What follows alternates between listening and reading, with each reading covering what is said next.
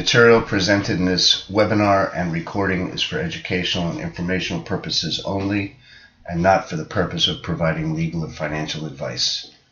This information should not substitute for the advice of competent legal counsel or a financial advisor.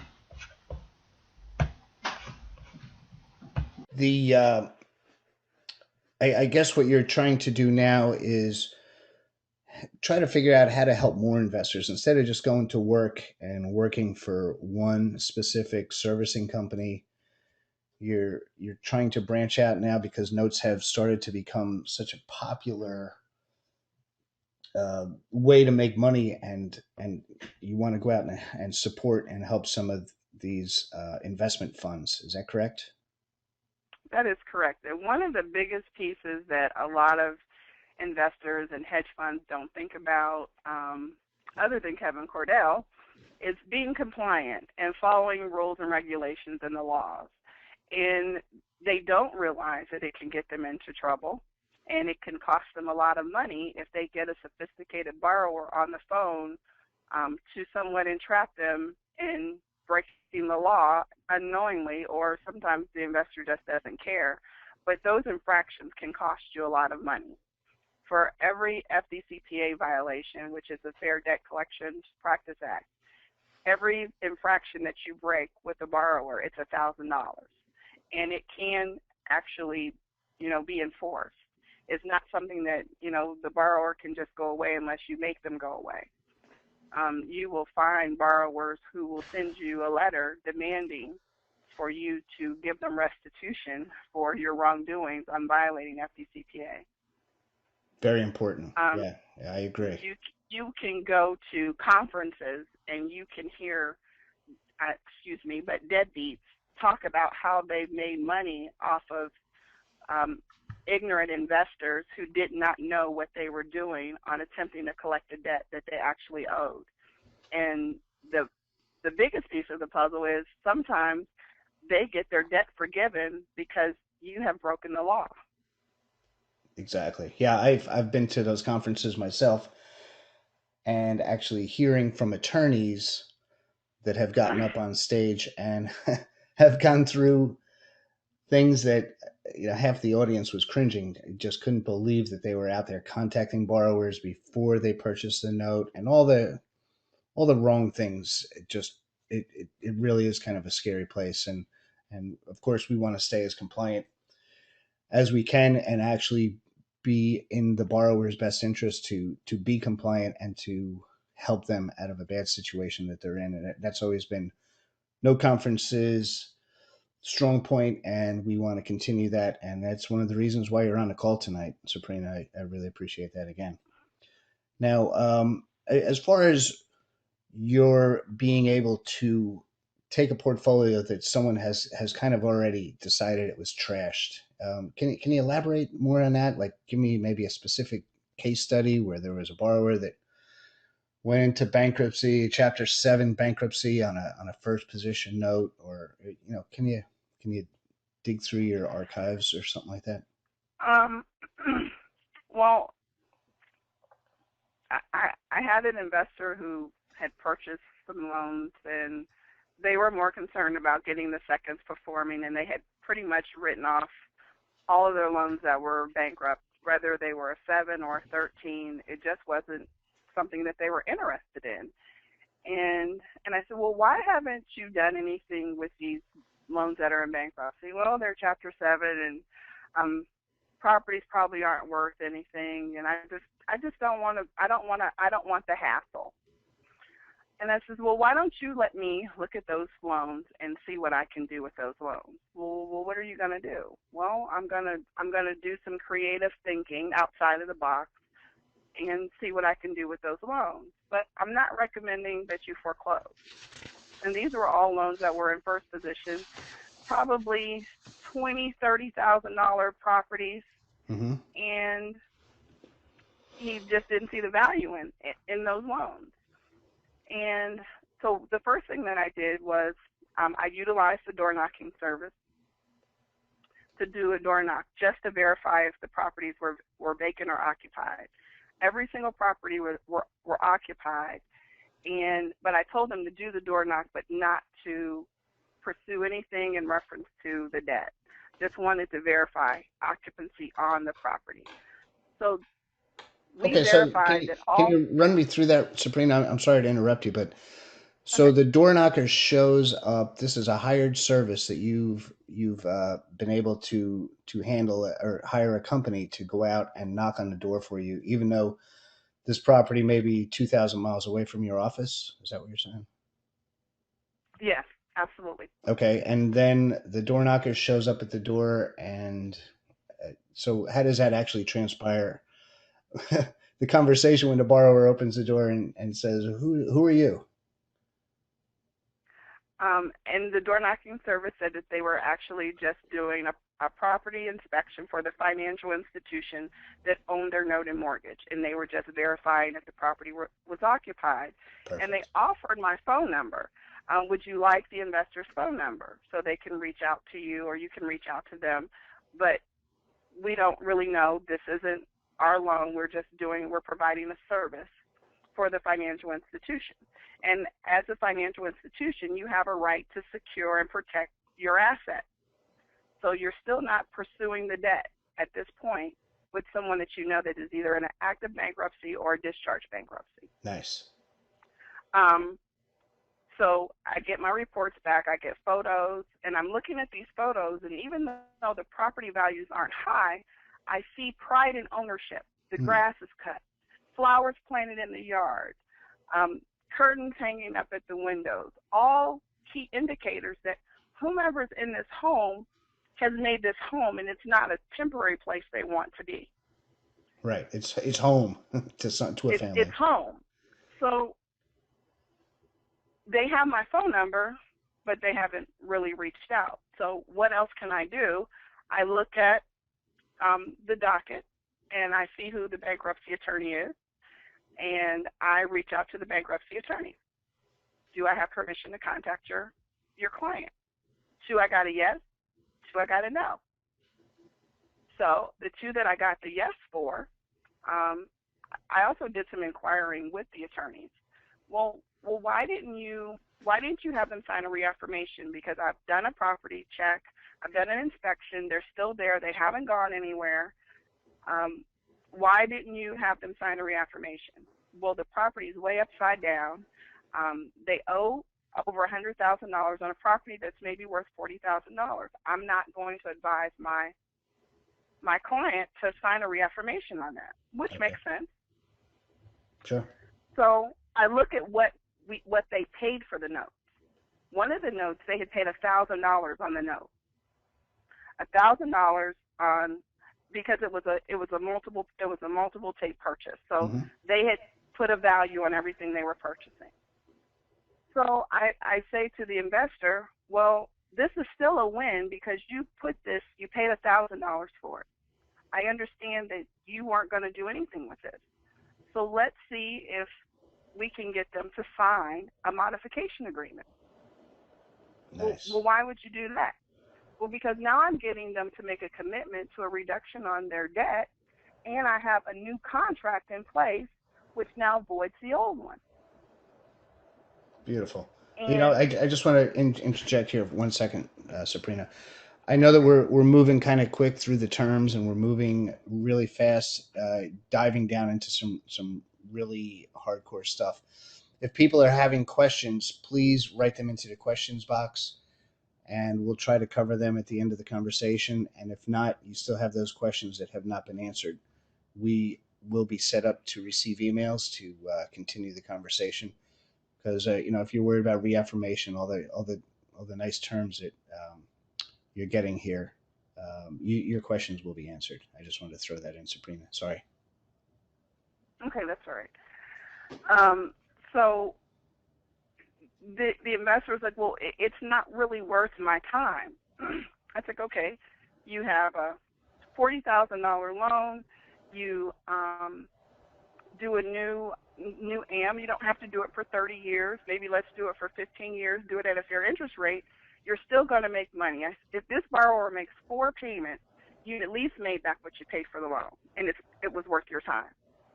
Or you turn it into a win-win where this borrower will make all of the payments and you recover $40,000, which is the value of the home, and this is revenue that you're generating that you really weren't even expecting to make.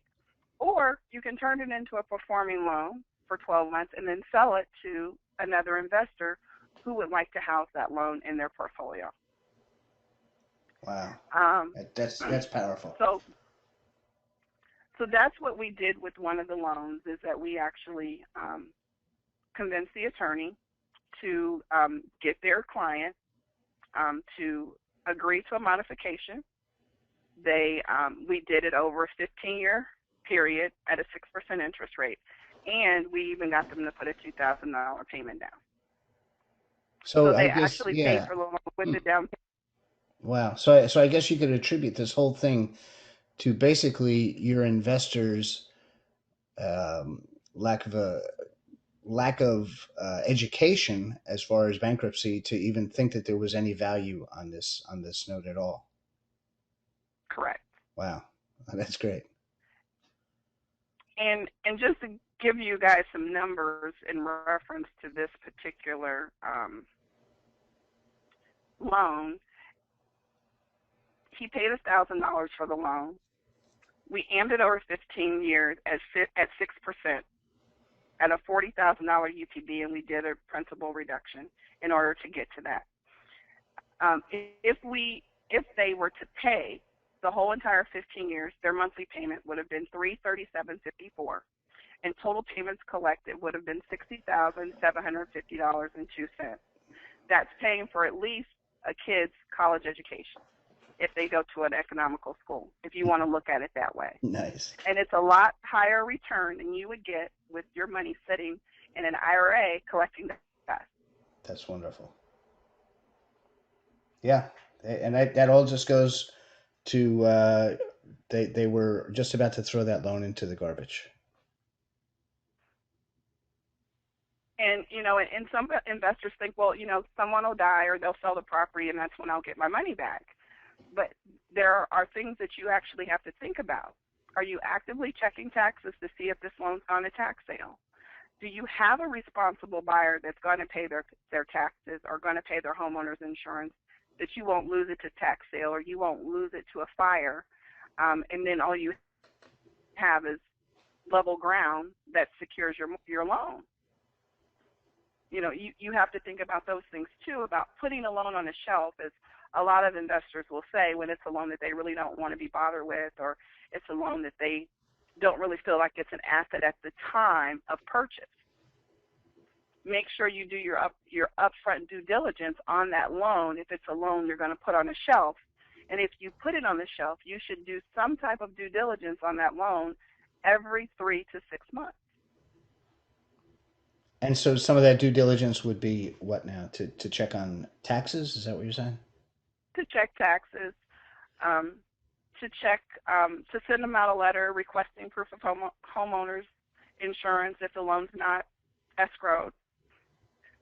Just some type of interaction, and maybe that person is not responsive the first 6 months that you have the loan, but maybe they pick up the phone and say, they call you and tell you, well, I filed bankruptcy. Why are you sending me this?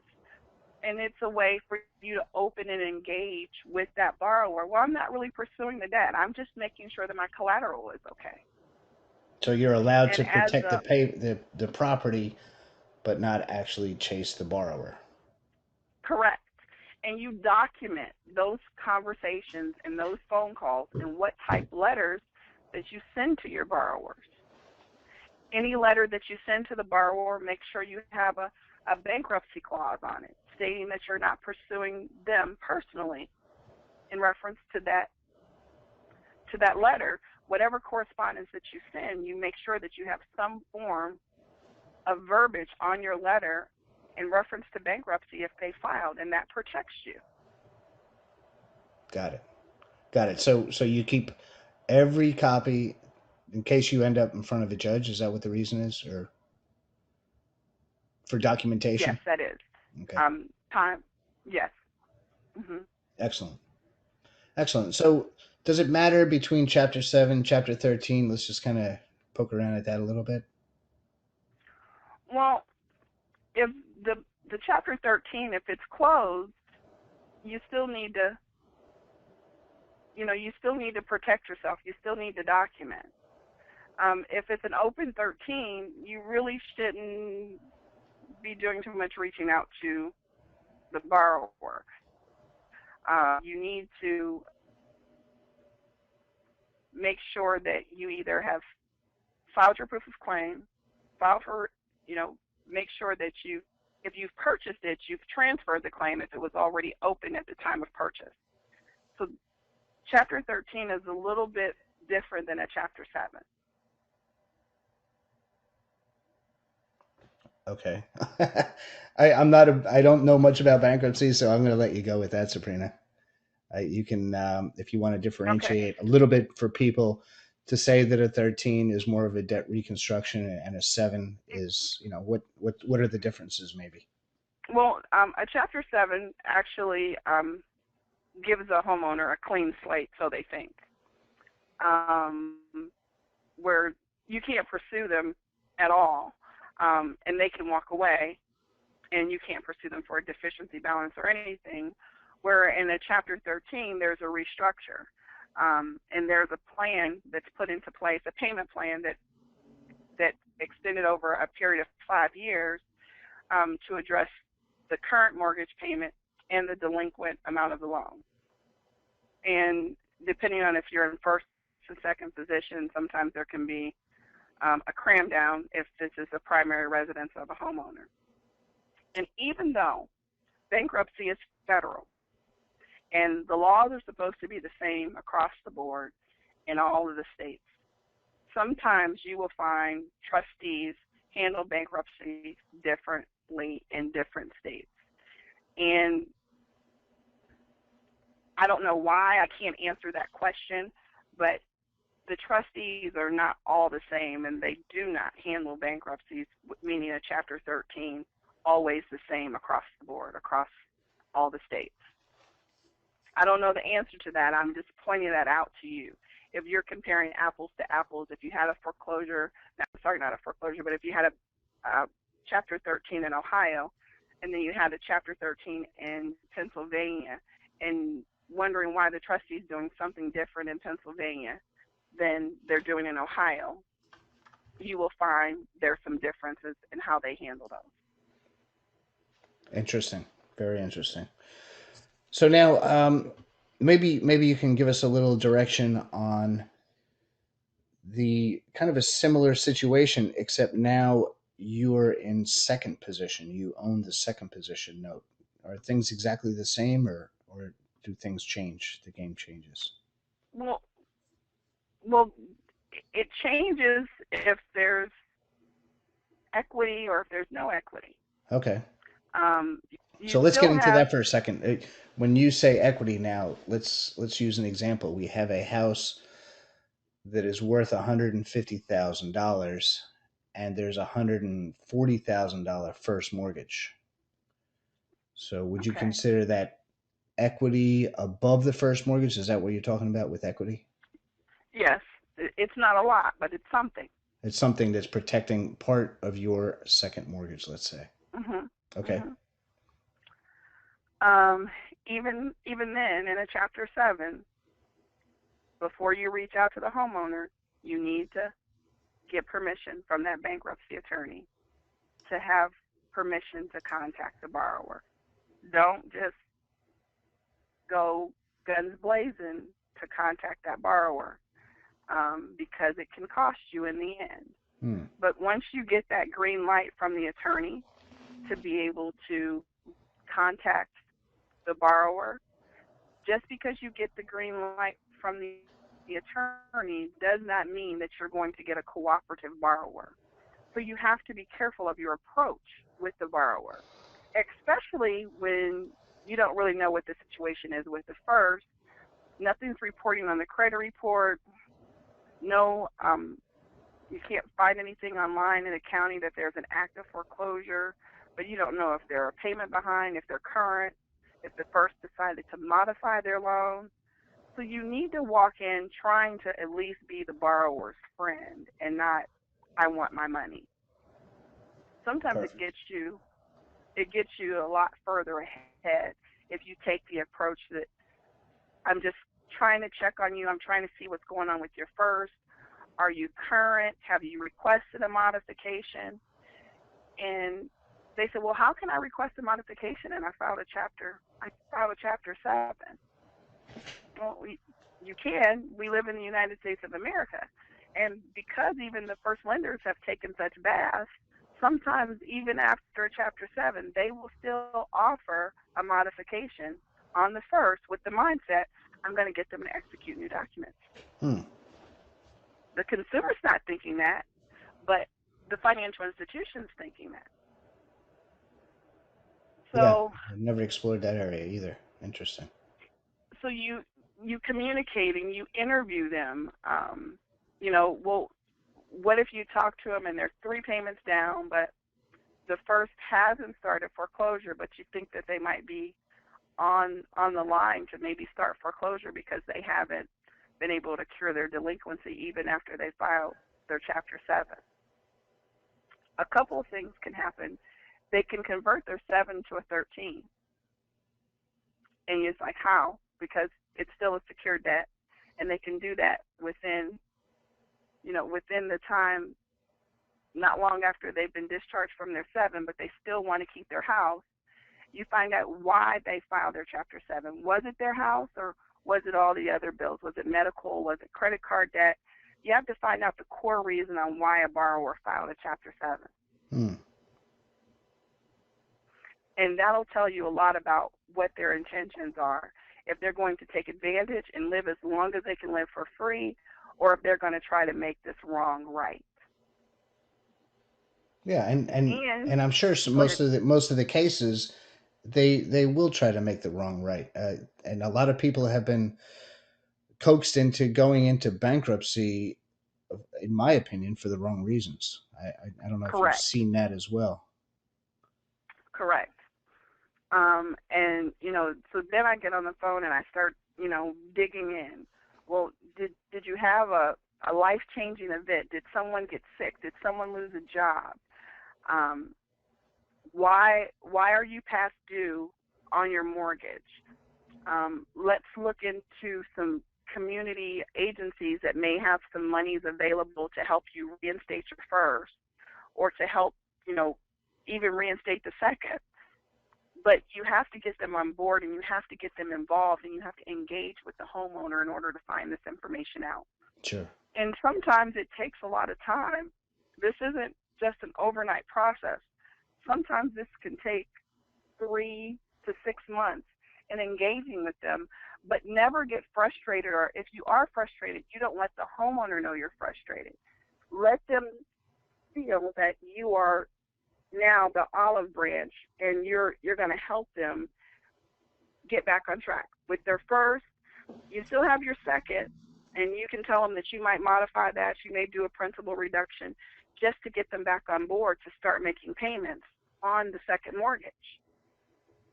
And again, if you get them back on board with making payments, you can either keep it for a monthly income, or you can turn around and you can sell that loan to another note investor and add value to it because it's now a performing loan. I love it. Yeah.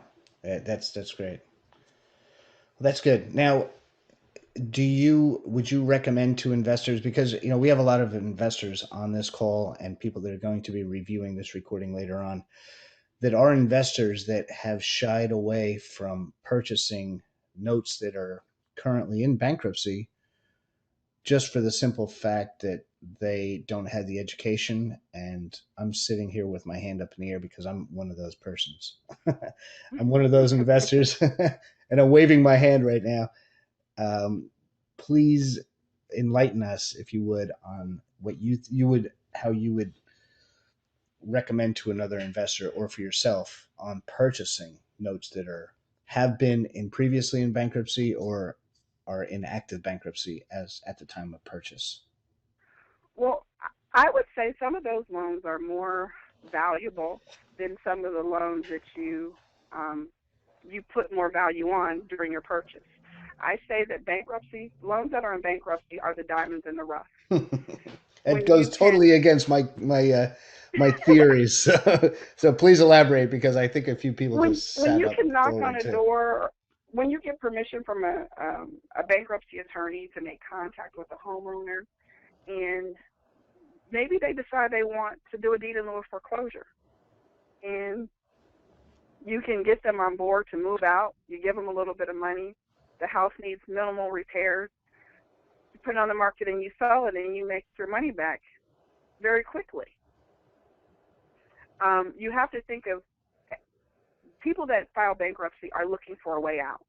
So if they're looking for a way out, you can be their way out, and you can rescue them. You can rescue them, and you can give them a clean slate, a clean start. But when you're doing that, you have to think about all the avenues that you need to address when you're doing that.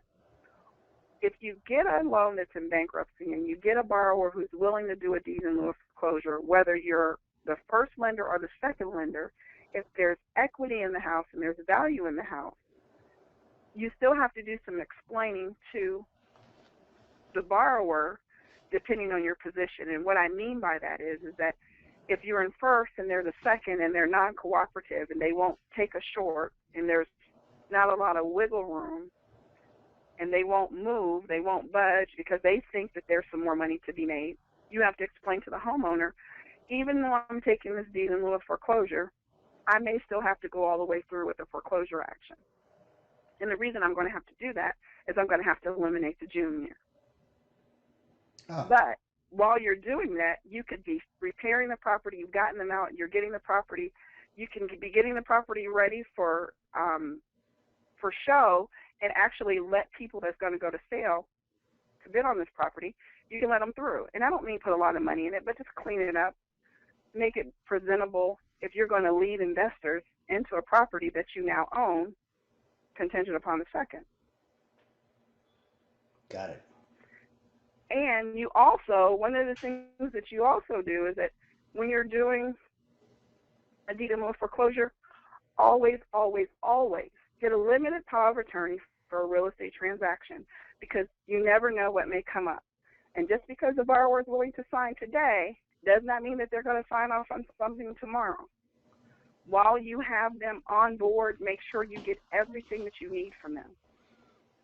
Okay, so you don't have to go back to that borrower for anything.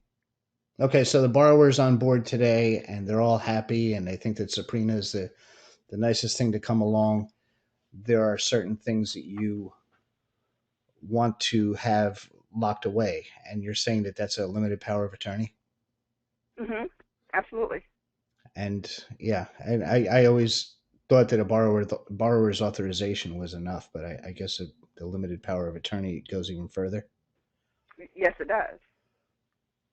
So can you walk us through the little bit of differences between those two documents?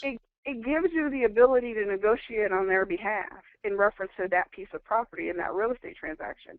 A borrower's authorization is giving you permission to get information, and it's not giving you the authority to make a decision for that borrower. Right. That's a huge difference. That's a huge difference. I've never pushed for that. I always thought that there's no way in the world anyone would ever sign that document. I always get it signed. You don't sign it, you don't get your money. Well, that's why I'm hiring you, Sabrina. Because I just thought I would never sign one. I would just think that no one else would ever either. And your argument to the borrower is, it's a limited power of attorney. You're walking away from your house. I'm putting cash in your hand. I'm giving you a fresh start. Well, why aren't you going to sign it? I even got to the point of, well, don't. You stay in the situation you're in, and I'll just continue with my foreclosure action because I haven't stopped it. It's not on pause. It's still on go until everything is done that we need to have done. I'm still moving with my primary exit, and that's the foreclosure. Gotcha. Perfect. Well, that's the conversations that's a tough conversation to have, and I'm glad you're well versed in doing it. And the other thing is, sometimes you will find that bankruptcy attorneys also want to make a quick buck in this. So they want to facilitate the execution of all the documents. They want to review the documents. They want to advise their client that has no money to pay them. So you may get a bankruptcy attorney. No offense to you people that live in New Jersey and New York, because that's where I find it the most, that you may find a bankruptcy attorney who represented someone in a Chapter 7 say, well, I need to be paid for my time to engage with my client in reference to what you want them to do. Not a problem. Here's my budget of $5,000, Mr. Bankruptcy Attorney. If you get your client to take $1,000, you want $4,000, have at it. But $5,000 is my limit. That's all I'm giving away, and you figure out how that's going to be dispersed. And if you can sleep at night with whatever decision that you make with your client to get them to execute my documents, you have a good day. Got it. Well, it's very enlightening so far.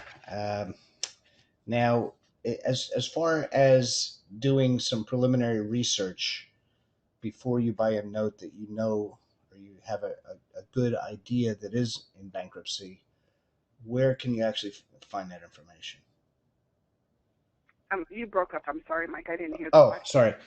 Yeah, I'm just wondering, on notes, do you recommend or do you automatically go right onto Pacer to check the documentation that's in Pacer? As do you find that as useful information? Can you give us a little bit of idea on that? Well, there's a couple of things that I will do when I find out the borrower has filed bankruptcy, and maybe even what I want to pay for a loan. I look at the docket in Pacer, and sometimes that will tell you something. But if you go back and if you have a copy of their credit report prior to them filing bankruptcy, sometimes the credit report will tell a story. You will have a borrower who has straight ones all across their credit report, and then all of a sudden they hit a 2, they hit a 3, they hit a 9. Why did that happen? They just fell off. Something happened. It's painting a picture for me, telling me a story about that borrower by looking at their credit report. Now, if it's all over the place, you know, it went to a 3, went back to a 2, went to a 1, went back to a 3, it doesn't tell me much, other than sometimes I think those people play games. But if it's just they just fell off the cuff, something happened.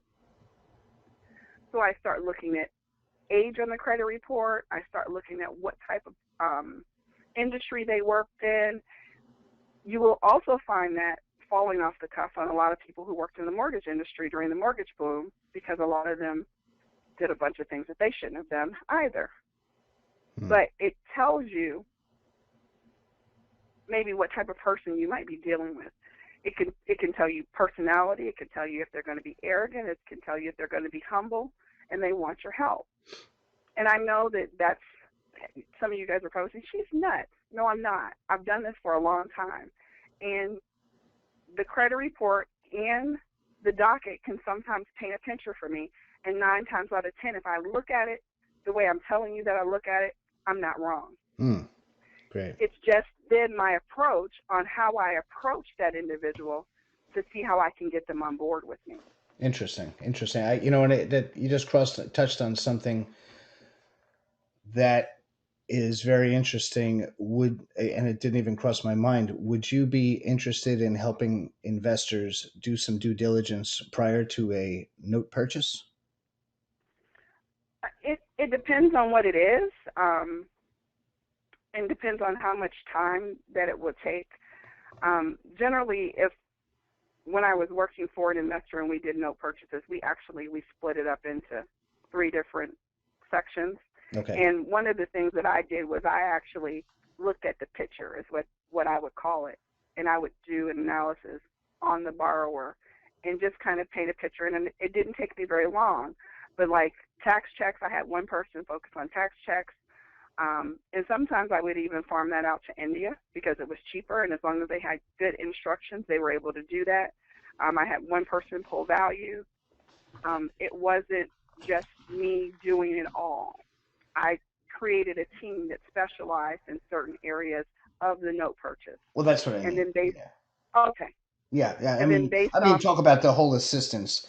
in reviewing Okay. and making sure that people aren't dropping hundreds of thousands of dollars on a pile of On that garbage. note. Yeah. Yeah. Yeah. Um, we would use a lot of public databases to get our information. Um, I don't always recommend that you utilize realtors. Sometimes, if you know that realtor and you've established a relationship with that realtor to help you pound down the value is one thing, but just sending realtors out knocking on doors, they shouldn't be knocking on doors to get a value for you, I don't recommend. But yes, I could offer a lot of service to help people come up with dollars that they would put on Yeah. what they're going to purchase a note for. Yeah. I mean, the way I look at this whole business, Sabrina, and I'm pretty much talking to everyone on the call here. I look at this business as it can be a very expensive learning process for people. Whether, Hmm. I'm just talking about just the purchase of one note. Let's say the note is $100,000 first mortgage, and you're going to spend $45,000. Well, $45,000 is a pretty significant expense on just an investment. It's not your primary residence that you're living in. This is strictly an investment, and to be able to save someone potentially a mistake of buying a $45,000 mistake. Now Hmm. the stakes have gone up significantly, and it's not like you're going to go out and buy 10 shares of Microsoft and you're spending $230. It's the stakes are high in this business, and the rewards are Yes. high, obviously. So Hmm. we know that you can turn that $40,000 into a $60,000 win or a $70,000 win over the course of the next 15 years. So to have someone on your team, such as yourself, to go in and do some due diligence and help someone out and say, you know what, I wouldn't go near that thing. That is worth Hmm. thousands of dollars. And people need to understand that if they want to play in this game, it is a high stakes game, Hmm. and it's a game where the odds can be skewed in your favor by having the correct knowledge. And it just goes such a long way. And I see people trying to be cheap and save money and do things themselves, or hire the wrong person to do something that is a pretty high skilled position to be in. And I consider your due diligence and your expertise and your experience as a high level commodity that it's just not available. 99% of the world don't even know what we're talking about when we Hmm. start talking about this business. And to find someone that has the level of experience that you have in this, I just want people to understand that we're very fortunate to have you on the call tonight, and to have you actually be willing to want to work with my people. And that's just really impressive, and I appreciate that. That's what all Hmm. I wanted to say. So the next thing I was kind of wondering, well, do you feel that you want to go on and talk a little bit more about Chapter 7, verses 13, or did you want to go ahead and field a couple of questions? I'll field a couple of questions, but I wanted to also address one other thing with the bankruptcy, especially a Chapter 7. When you're doing your due diligence and you're in first position. Before you buy the note On or after you buy the note? Well, if you have the loan docs, this is another diamond in the rough that people sometimes miss. Sometimes you will find an assignment of rent clause in um, loan documentation, Okay. and people say there's no way that there's been a receivership put in place, and a receivership is actually someone appointed by the courts that actually is still receiving rents while someone has checked out on their property. It's normally a property management group. They're maintaining the lawn. They're maintaining the maintenance. They actually get a fee at the end of this, but this is a true and factual story that I found some loans that we had purchased that had assignment of rent clause in them. One of the assignment of rent clauses allowed us to collect after we took a deed in lieu of foreclosure. over $80,000 in rent that was collected that the borrower had no idea was sitting in a bank account. And Wow. there was nothing that the borrower could do because he filed a Chapter 7 and he just thrown up his hand, and I got him to sign a deed in lieu of foreclosure, and I got him to give me a limited power of attorney. So I was completely in control. Very interesting. So those are the little things that I say that are diamonds in the rough. When you're looking over loan documents and when you're doing your due diligence, when you see that assignment of rents clause. Yeah, that's a huge And win. that's I some mean, and that's a that's huge number. and there were in each one of the only one of the funds I think didn't have much money in them because it was one that was hard to stay rented. But you would be amazed at those diamonds in the rough when you start looking at areas that you don't want to buy notes in, and you find a way to be creative on what would make you buy notes and mortgages in a certain area, like New Jersey. New Jersey was big for investors to buy properties, and a lot of those lenders were smart, and they put those assignment of rent clauses because they knew they were not primary residents. Mm. So note buyers, think outside the box when you're looking at things. No, don't just look at value. Don't just look at an area you want to focus in. Sometimes thinking outside the box can actually be the place where you make your money, where you make your highest return on a place that you felt was untouchable for you. Yeah, that's great information. And I guess you had to alert some of your investors that are working with you to some of these realizations, because they just didn't have the knowledge that information was, or those rents were actually able to be taken over. Is that correct? Correct. Mm-hmm. Wow, that's huge. 80 grand. That's amazing. That was a good one. And just so you all know, this isn't old stuff. This is stuff that I've been involved in within the last 8 to 12 months. This isn't old stuff that I'm bringing up. This is recent stuff. I've done asset management up until today. I mean, I do asset management on a regular basis for a few investors. So the information that you're getting is up close and personal, and it's live. It's not old. Hmm. Great. Now, what is you mentioned dual tracking? What is that exactly? Uh, you broke up again. I'm sorry, Mike. Dual tracking? I see someone has a question about dual tracking. DUAL. I don't know why. Dual tracking. Yeah, I don't. I'm just reading through some of the questions that one investor had. He said, according to Dodd-Frank, I thought that you could not do dual tracking. I have no idea what that means. Give me 1 second. That's okay. Don't worry about it. Okay.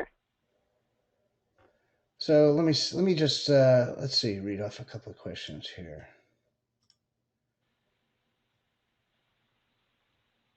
Oh, I see. That would be foreclosure at the same time that you work on a loan modification. Well, I didn't say loan modification.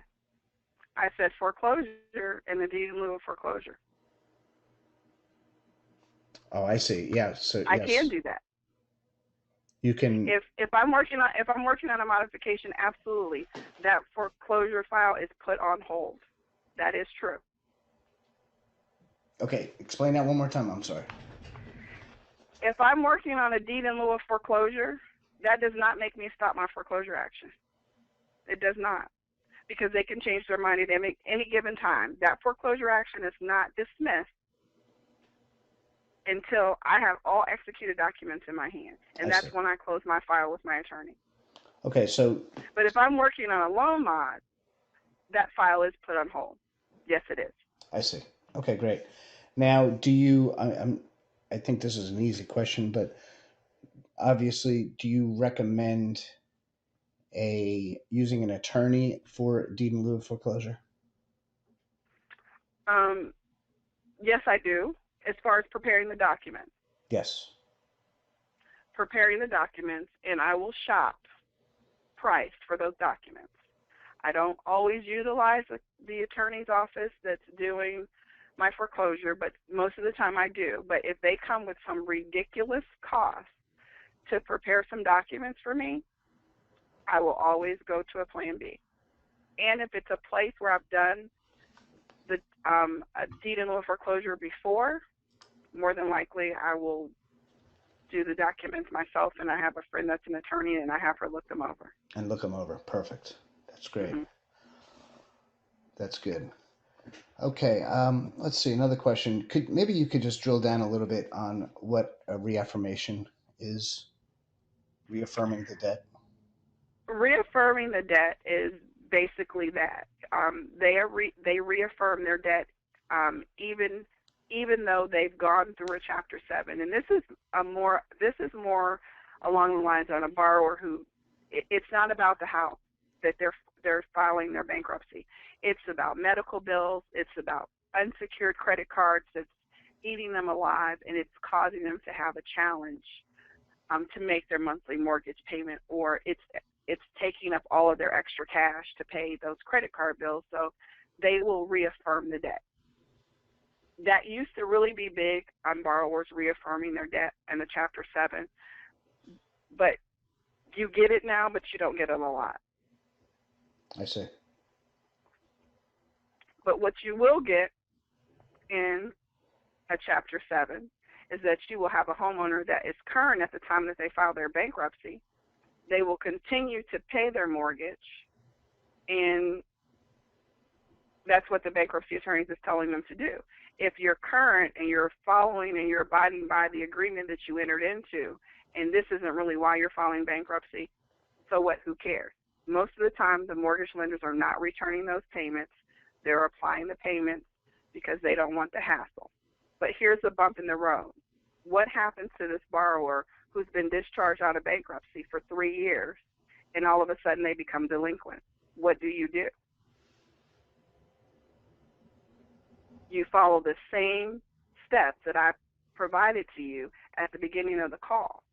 You don't take it upon yourself to send that borrower any communication without the bankruptcy disclosure on it, and you reach out to their bankruptcy attorney and find out if you can contact them directly and let him know that they have actually fallen behind on their mortgage.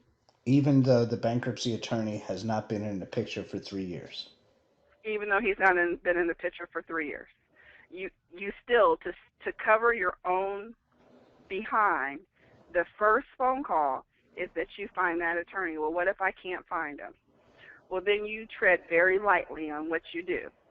Sometimes you need to start the foreclosure to get the borrower to reach out to you. And if they reach out to you, it's a different ball game, and you can communicate with them, but be very careful on the words that you utilize with them in reference to collecting what's past due on their account, because there's still no reaffirmation on the loan, and technically they're still protected under the bankruptcy law. Gotcha. Okay, this is great information. Have you ever come across a borrower? I know I have, that thought that their bankruptcy had wiped out their mortgage. You giggled about it. Those are the best kind. Those are the best kind. Because most of the time, they're being smart when they call you, and they have all this attitude in their voice until you bring them to reality. And they're like, well, my attorney didn't tell me that. Well, you need to pick up the phone and call your attorney back and get educated about what you paid him for. But then once you educate them, and then also, like you point out that this loan hasn't been paid on in 1,065 days, but you're willing, if they're willing to participate, you could just take a payment and they can just start making their payments from that day forward. Sure. We won't even address their arrearages. You become their best friend. They don't want to call their lawyer. They want to know, where do I send the payment? Their attitude changes severely after you educate them, especially if they're current on their first. Awesome. Yeah, I've actually conference called their bankruptcy attorney with the borrower and myself, or whoever was handling my notes for me, and let their own bankruptcy attorney educate them. That was Mm-hmm. an interesting one too. So absolutely, notes that are in bankruptcy are not untouchable, folks. You need to get someone on your team that knows more about it than you do, and there are people out there. Sabrina is one of them, obviously, and you can use her skills and her experience to profit in this business. And we've covered a ton of stuff here in the hour or so that we've been on, Sabrina. What's the best way that people can get in touch with you so that they can take advantage of your skills? Well, I have a new slogan. It's called "Let's Talk About It." And let's talk about it is that if you have one loan, if you have 10 loans, if you have 1,000 loans, we can talk about it. I can do one-on-one consulting. If you have a team, I'm willing to coach and mentor your team, and we can talk about what my consulting fee is. You can email me at sabrina.allen@yahoo.com, or you can reach me by phone. And that's Mike, is it Sabrina, okay? Sabrina with a P, Saprina.Allen at, what was it? Yeah, yahoo.com. Yahoo.com. Sabrina, Mm-hmm. Saprina.Allen, Allen, at yahoo.com. Perfect.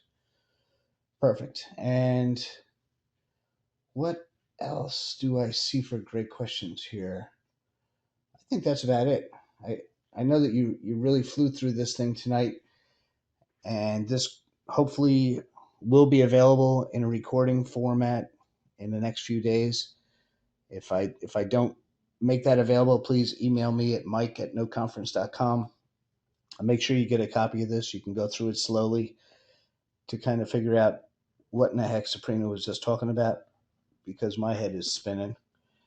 And it's an awesome part of this business. Obviously, Sabrina is not only well versed in the bankruptcy issues, but as far as the due diligence, understanding what notes are good, credit reports is a major part of this business. Being able to evaluate the borrower before you purchase the note is a very powerful tool that we use, and Sabrina is a master at that as well. And Sabrina, any closing thoughts that you'd like to get out to I think we've got about 100 people on this call tonight. One of the things that I feel that has made us all successful who have been successful in the note business and working loans, we feed off of each other. Don't be selfish with your knowledge. And yes, everybody has a price that you have to pay for something, but if you can help someone along, don't be selfish with your knowledge. Be willing to extend your hand to help someone to walk along the way, and that will get you so much further and so much respect in this business. Nice. And that's really all that I really have to say. And if you need me, if you have a question, you can shoot me an email. I'll try to get back to you as quickly as possible. I am a little busy, but I will try to get back to you at my earliest convenience. And I really would like to thank you all for taking the time to listen to me. And I'm sorry if I moved a little fast. It was a crash course one-on-one. But if you want more information and more knowledge and you have particular files you'd like me to look at, look me up. Cool. Okay, folks. Well, Sabrina, again, thank you. And this will go down in history as one of No Conference's best conference call. And I really appreciate you being on tonight. Thanks, everybody, for taking the time out on your Tuesday night to hang out with us. No Conference does offer some educational program where we do give phone support on the note business itself, and we have the resources like Sabrina to fall back on. And so feel free to send us emails, get in touch with us. If you have questions regarding the note business in general, I'll try to get those questions answered as quickly as possible. And thanks for being part of No Conference. It's been an enjoyable ride. Like Sabrina says, this is definitely a team sport. It's not like going out and buying yourself a rental and collecting the rents and now you're all on your own. This is a collaborative effort. We've purchased notes together as a collaboration. We've shared ideas as a collaboration. We've partnered and built businesses as collaborations just from this group itself. So thanks again. And Sabrina, have a great night, and we'll talk to you all soon. Okay, good night. Good night. Thanks, folks.